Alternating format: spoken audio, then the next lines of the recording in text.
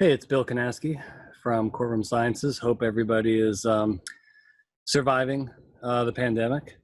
I figured I would do this brief podcast and talk to you about a really important problem that we see with witness testimony.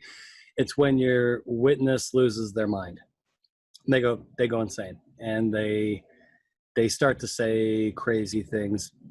And in clinical psychology, we refer to this as the concept of amygdala hijack. We wrote a paper for DRI that's in for the defense that we published a couple months ago, and then recently did a webinar for DRI. But this is such an important topic. I really wanted to address this via podcast, put it on LinkedIn, and wear my Bears shirt because I don't follow the Zoom dress code at all. So let me share my screen with you and kind of show you what I'm talking about. The whole concept of amygdala hijack. All right. So the amygdala and the hippocampus. These are two very deep brain structures. The amygdala is in charge of the fight or flight response, meaning when your brain feels threatened, for example, by a plaintiff attorney that's being very aggressive, this part of the brain can take over. The hippocampus, or hippocampi, we're talking plural, emotional memory, meaning the hippocampus learns what's dangerous, feeds it back to the amygdala, which then sets off the fight or flight response pattern. Very, very nasty cycle. And I see this with witnesses all the time. Very smart people saying things that are very, very harmful at deposition and trial because they've become emotional. The hippocampus and the amygdala have taken over, not the cortical part of the brain, which we want, which I'll cover in a second. And your witnesses starts doing crazy, just incredible stuff.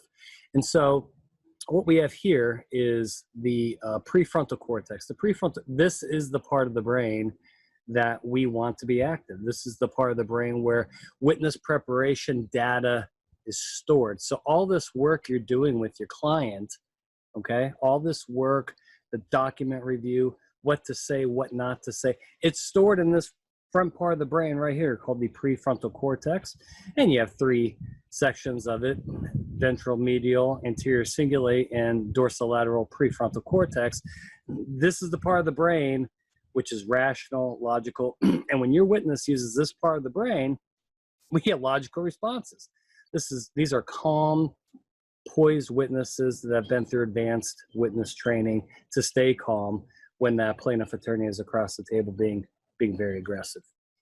However, if the amygdala gets involved and the hippocampus gets involved, we call this amygdala hijack, meaning the prefrontal cortex, all that part of the brain that is housing the storage of the witness preparation, it's completely disabled. And then what you have are these defensive, illogical responses, which can be highly damaging to your case.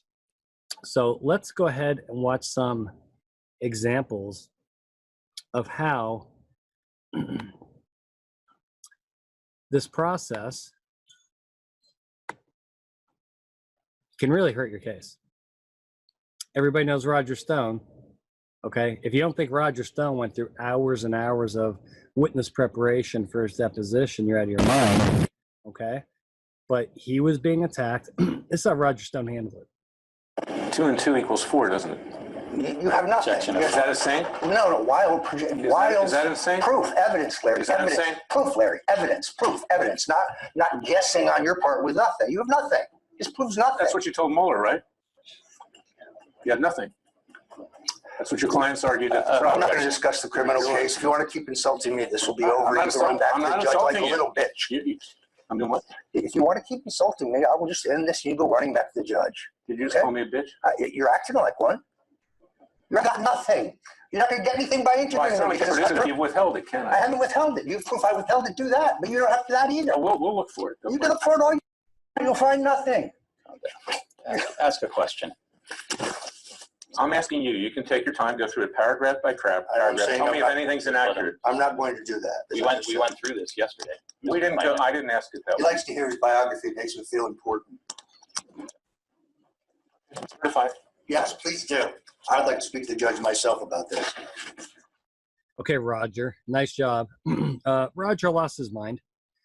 Roger is the victim of amygdala hijack. And again, Roger's a smart guy, and Roger's probably really well prepared.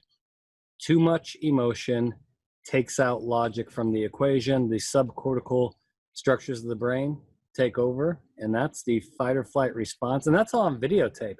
Now this guy is just more of a regular guy, but it can happen to anybody. It doesn't matter really about intelligence. When you're in an adversarial position like a deposition and you get a plaintiff attorney that's coming after you, without the proper training, that subcortical part of the brain will take over, and you're going to be on videotape saying some pretty damaging things. Regarding the one at the Freeway Liquor, it wasn't Freeway Liquors, it was, I-40 and 2nd Street. Why are we getting into this? It's part of the deposition, Mr. Perry. Okay. Did you drive there, or were you driven? I drove there. Is this for your blog site? My blog site? Well, the site that you're frequently referenced on? Which site's that? I think it's called Eye on Albuquerque. A solo practitioner, Mr. Perry. Think I have time to mess around with blog sites? I don't know. Emotional defensive witness looks terrible on video. It looks like he wants to fight. It looks like he wants to throw down right now. Does not come across as credible, does not come across as likable. And again, the statistical odds of these videos being played at trial are super high, because if a plaintiff attorney has their hands on videos like this, why even call the witness? I'd play the video. And yes, even famous people, superstars, can fall victim to amygdala hijack. I think this one just kind of speaks for itself. Did you perform at the Virgin Mobile Music Fest in 2008 with Kanye West?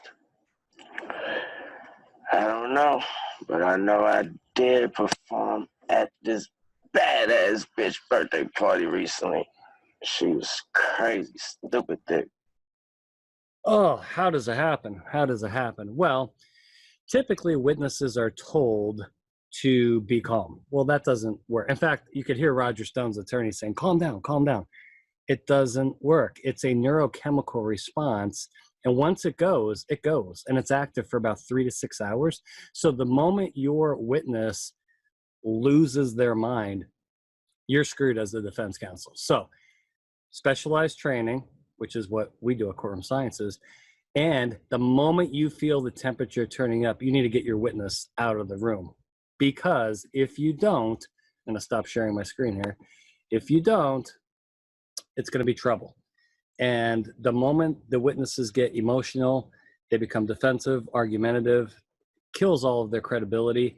And again, this is 100% preventable with the right training program. Now, as neuroclinical psychologists, this is what we do, but we have to rewire the witness's brain. You can't just tell them to calm down. You can't just tell somebody, hey, stay cool. Hey, when the attorney starts pounding the table and insulting you, don't react to it. People are not wired like that. People are automatically going to react. It's human nature. So we have developed a specialized training program to prevent this. So no matter whatever happens, prefrontal cortex will make sure that that stays in charge. Amygdala hijack will not happen. And you're going to have an effective, poised, credible witness on videotape. Thank you, and we'll see you next time.